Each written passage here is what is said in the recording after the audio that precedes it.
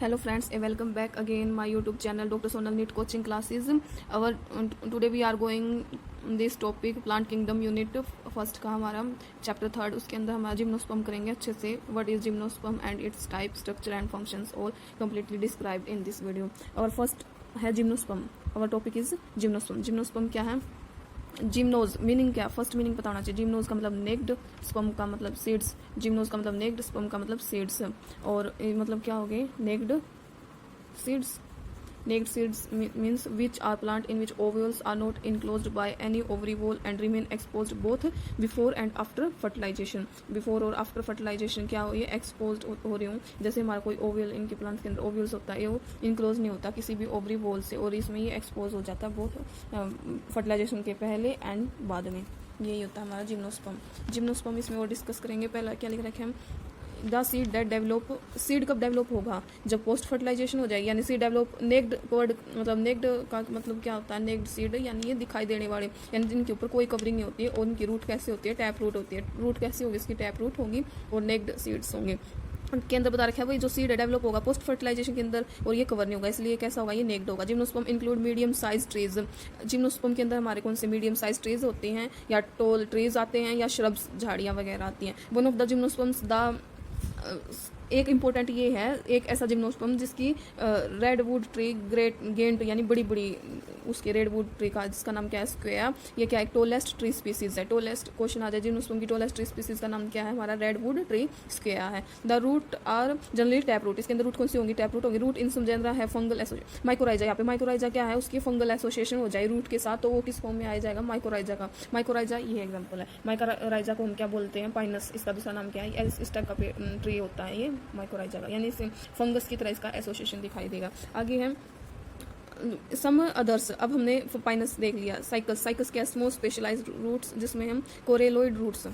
ये हमारा डायग्राम है साइकस का. इसकी रूट्स कैसी होती हैं? स्मॉल स्पेशलाइज्ड रूट होती हैं जिनका नाम क्या है? Coralloid root. यानी कोरेलोइड रूट क्या होंगे? एक स्मॉल स्पेशलाइज्ड रूट होती हैं.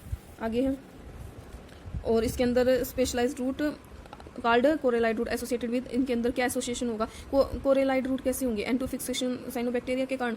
इसकी स्टेम रूट के बारे में पढ़ लिया, अब इसकी स्टेम पढ़ेंगे. स्टेम साइकस की कैसी होगी? अनब्रांच्ड होंगी. और पाइनस की ब्रांच होंगी. द लीव्स में भी सिंपल, और इसका लीव कैसा होगा? पत्तियां सिंपल भी हो सकती है, कंपाउंड भी होती है. अगर साइकस की लीव्स की बात करें उसके अंदर पिनेट लीव्स होंगी जो परसिस्ट होंगी फॉर ए फ्यू ईयर्स के लिए वो परसिस्ट हो जाएंगी, यानी कुछ सालों के लिए वो इसी शेप में रहेंगी. परसिस्ट का मतलब इसी शेप में रहना. द लीव्स इन अगर जिम्नोस्पर्म की लीव्स की बात करें अडेप्टेड वेल एडेप्टेड होती हैं, यानी बहुत ज़्यादा फैली हुई होती हैं. ये पूरे अच्छी तरह से टेम्परेचर हमारे नमी और इसमें बाइंड हवा में घुली मिली होती हैं. कोनिफर्स की बात करें थर्ड हमारा कोनिफर्स के जो नीडल लाइक लीव्स होती हैं. लीव्स कैसी होंगी? नीडल लाइक लीव्स होंगी. नीडल लाइक लीव्स क्यों होंगी कोनिफर्स के अंदर? क्योंकि सरफेस एरिया को रिड्यूस करने में मदद करेंगी, यानी सरफेस एरिया कम लेंगी वे, इसलिए नीडल सुई की तरह होंगी. जो हमारा खजूर का पेड़ होता है उसकी भी कैसी होती है? नीडल लाइक होती हैं. देर थिक क्यूटिकल. इसके अंदर क्यूटिकल कैसा मिलेगा? थिक मिलेगा. और इसके अंदर कौन सा स्टोमेटा प्रेजेंट होगा? हमारा सनकैन स्टोमेटा. सनकैन स्टोमेटा कौन सा होता है? जो वाटर लॉस को रिड्यूस यानी कम पानी की कमी को मतलब कम ही पानी लूज कर पाए उसमें मदद कर देता. कौन सा? सनकैन स्टोमेटा और थिक क्यूटिकल के कारण. नेक्स्ट है जिम्नोस्पर्म. हमारा क्या होगा? हेट्रोस्पोरस होगा. हेट्रोस्पोरस के अंदर का मतलब है हैप्लोइड, माइक्रोस्पोर एंड मेगास्पोर मिलेंगे. इसके अंदर हमारे कितने आएंगे? 2 kind of spores are produce within sporangia. Sporangia के अंदर हमारे कितने आएंगे? 2 काइंड्स ऑफ स्पोर. अब इसके अंदर हम इसकी हमारी लाइफ साइकिल देख लेते हैं. स्पोरोफाइट यानी 2 टाइप्स के हमारे स्पोर्स होंगे, यानी 2 टाइप की स्पोरोफाइट होंगी. स्पोरोफाइट से हमारे क्या कौन निकलेंगे? यानी मेल भी निकल सकता है, फीमेल भी. कौन का मतलब स्ट्रॉबेरी भी, इनको स्टोरबिली भी बोला जाता है. ठीक है. मेल कौन के अंदर माइक्रोस्पोरोफिल होगा. माइक्रोस्पोरोफिल से क्या निकलेगा? माइक्रोस्पोरेंजिया से माइक्रोस्पोर मेल वाला, फिर ये मेल गैमेट निकल जाएगा. इसी तरह से फीमेल का मेगास्पोरोफिल, मेगास्पोरेंजिया, मेगास्पोरो. ये कितना नंबर होता है हमारा? इसकी लाइफ साइकिल कैसी होती है? हमारी डिप्लोमेटिक लाइफ साइकिल होती है. मेल गैमेट और फीमेल गैमेट का हमारा मेगास्पोर के अंदर 2 फीमेल गैमेट मिलेगी. तो आर्चिगोनिया सेकंड एंडोस्पर्म. एंडोस्पर्म का तो कितना नंबर होता है? 3 नंबर. और आर्चिगोनिया क्या हमारा? आर्चिगोनिया एग की फॉर्म में निकलेगा. मेल हमारा उसकी मेल गैमेट निकलेगा, यहाँ से एग प्रोड्यूस होगा, फर्टिलाइज बन के क्या हो जाएगा? जाइगोट हो जाएगा. जाइगोट किस में डेवलप होगा? हमारा एम्ब्रियो के अंदर होगा. और एम्ब्रियो किसके अंदर डेवलप हो जाएगा? सीड के अंदर हो जाएगा. उसको हम जिम्नोस्पर्म्स को हम क्या बोल देते हैं? सीड स्पोरोफाइटिक प्लांट्स बोला जाता है, क्योंकि इसके अंदर स्पोरोफिल की 2 स्पोर्स मिल के ही क्या बना देते हैं? प्रोसेस कर देते हैं, मेल और फीमेल रिलीज करके. यही होता है. इसके अंदर आगे पढ़ लेते हैं. आर्चिगोनिया ये हमारा क्या है? यहाँ पे फीमेल सेक्स ऑर्गन है. क्या है? फीमेल सेक्स ऑर्गन है. ठीक है, अब हम इसके अंदर देख लेते हैं, इसका हेट्रोस्पोरी होगा, डिप्लोमेटिक लाइफ साइकिल हो गया। हेट्रोस्पोरी का मतलब पता चल गया, हैप्लॉइड के अंदर एक यानी मेल और female microspore and megaspore 2 produce करेगा। और सिम्बायोटिक क्या है, root of higher plants fungi क्या मिलाएंगे, माइकोराइजा। यानी म्यूटिलिज्म ये हमारी प्रिडिकेशन यानी जो एनिमल्स के बारे में बता रखा था, इसके अंदर क्या था भाई, दोनों ही बेनिफिशियल होंगे। उसके म्यूटिलिज्म इसलिए यहाँ पे लिख रखा है, यानी फायदेमंद ही होगा, दोनों हेल्प बेनिफिट होंगे। यानी इनका फंगी एसोसिएशन अलग फंक्शन करेगी, रूट इसके अंदर फंक्शन अलग करेगी, यानी दोनों हेल्पफुल होंगे। थर्ड एसोसिएशन क्या होता है, इसके अंदर कोरोलॉइड रूट ऑफ साइकस होती है, स्मॉल स्पेशलाइज्ड रूट होती है, जिसके अंदर हमारा एंटोफिक्सिज्म बैक्टीरिया चलता है। ये हमारे जिम्नोस्पर्म था। जिम्नोस्पर्म के अब कुछ और इंपॉर्टेंट पॉइंट रहेंगे, ये पूरा ही हमारा समराइज्ड हो जाएगा। Angiosperm and gymnosperm collectively known as spermatophyta. इसको हम क्या बोलेंगे, स्पर्मेटोफाइटा, जिसके अंदर सीड बियरिंग प्लांट होता है। कैसा बियरिंग प्लांट होता है, सीड बियरिंग प्लांट होता है। जिम्नोस्पर्म तो नेक्ड सीड हो जाएगा। एंजियोस्पर्म कैसा होगा, क्लोज्ड सीड, यानी दिखाई नहीं देगा। ये तो दिखाई दे देगा क्योंकि इस पर कोई कवरिंग नहीं होती और इसके ऊपर कवरिंग हो जाती है एंजियोस्पर्म के अंदर, यही डिफरेंस है। एंडोस्पर्म, जिम्नोस्पर्म पढ़ लिया, एंजियोस्पर्म पढ़ लिया।